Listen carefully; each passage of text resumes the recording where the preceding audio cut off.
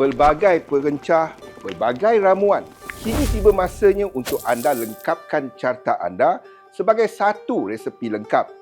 Bina sistem pemetaan untuk memahami apa yang berlaku dan apa dijangka berlaku.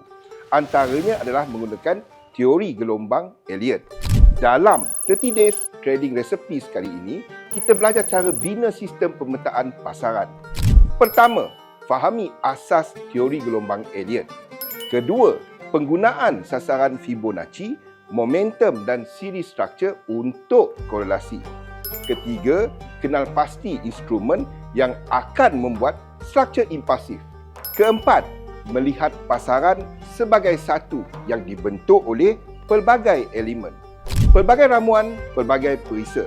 Umpama ikan di laut, asam di darat, akhirnya bertemu jua membentuk hidangan lengkap.